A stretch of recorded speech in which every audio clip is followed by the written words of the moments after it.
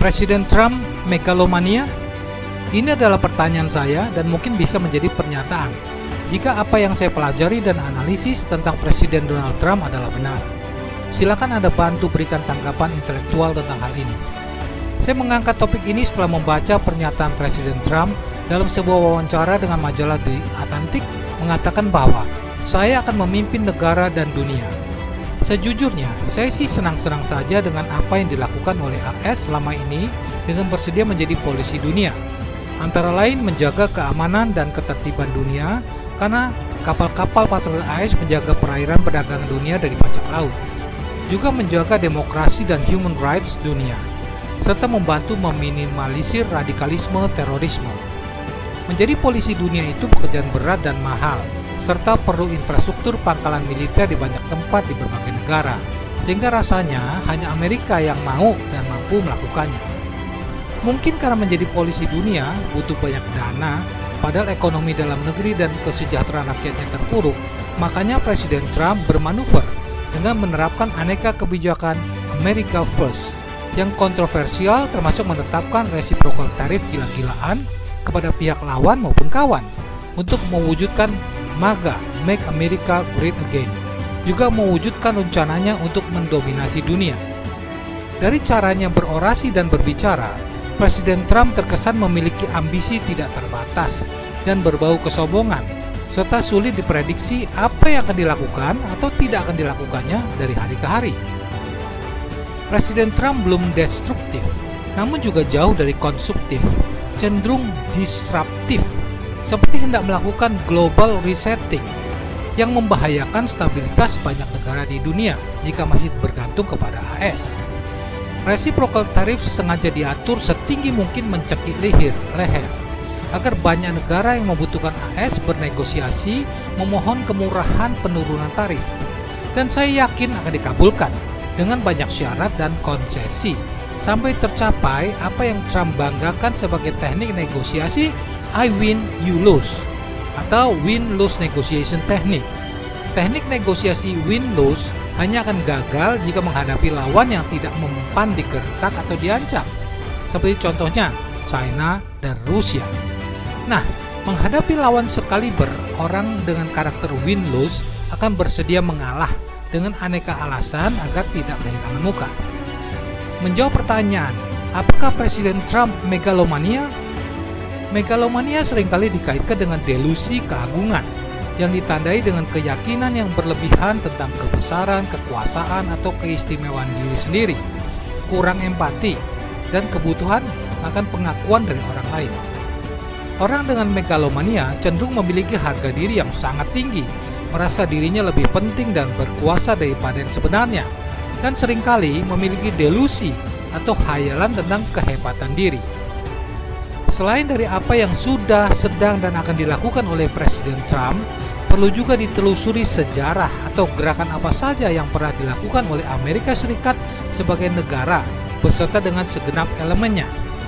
Sekalipun motivasi atau alasan intervensi AS dianggap baik, yakni membantu menegakkan demokrasi, hak asasi manusia, serta keadilan sosial bagi rakyat negara yang dipengaruhinya, namun menurut saya itu termasuk program megalomania. Dari data yang saya pelajari dan telusuri, Amerika Serikat sebagai negara melalui badan intelijennya, terutama CIA, yang berada di mana-mana dan bisa menjadi siapa saja, kapan saja, korps diplomatik, kelompok bisnis titans untuk mempengaruhi ekonomi, telah melakukan intervensi di negara lain untuk melindungi kepentingannya atau melawan ancaman yang dirasakan, misalnya komunisme, terorisme, hilangnya kendali sumber daya. Metode-metodenya meliputi kudeta terselubung, sanksi ekonomi, pendanaan partai-partai oposisi, manipulasi media, mendukung perubahan rezim melalui kerusuhan sipil atau bantuan militer. Bahkan ketika tidak melalui kudeta atau perang, AS sering menggunakan leverage IMF atau Bank Dunia, kebijakan penyesuaian struktural, sanksi misalnya kepada Iran, Venezuela, perjanjian dagang dengan syarat tertentu, misalnya negosiasi TPP atau Trans-Pacific Partnership, bantuan militer sebagai leverage misalnya pada Mesir, Pakistan. Saya sampaikan beberapa kasus yang terdokumentasi di mana AS secara tidak langsung mempengaruhi atau menggulingkan pemerintah atau kebijakan negara asing. 1. Iran, 1953, Operasi Ejek. CIA membantu menggulingkan Perdana Menteri Mohammad Mossadegh yang dipilih secara demokratis setelah ia menasionalisasi industri minyak Iran, mengangkat Shah Muhammad Reza Pahlavi yang pro-barat. 2. Guatemala tahun 1954, Operasi PB Success. CIA mendukung kudeta terhadap Presiden Jacobo Arbenz yang dianggap condong ke komunisme, menunjuk Kolonel Carlos Castillo Armas, seorang pemimpin yang didukung AS. 3. Chili tahun 1973. CIA mendukung kelompok oposisi dan memberikan dukungan kepada Jenderal Augusto Pinochet sebelum dan selama kudeta yang menggulingkan Presiden Sosialis Salvador Allende. 4. Nicaragua tahun 1980-an, mendanai dan mempersenjatai Contras untuk menentang pemerintahan Sandinista sayap kiri.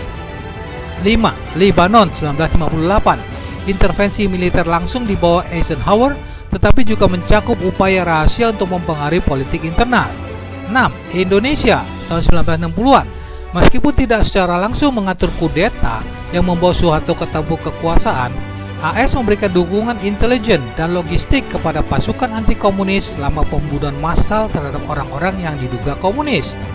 7. Filipina, era Perang Dingin, mempertahankan pengaruh yang kuat terhadap rezim Marcos karena tujuan anti-komunis yang sama.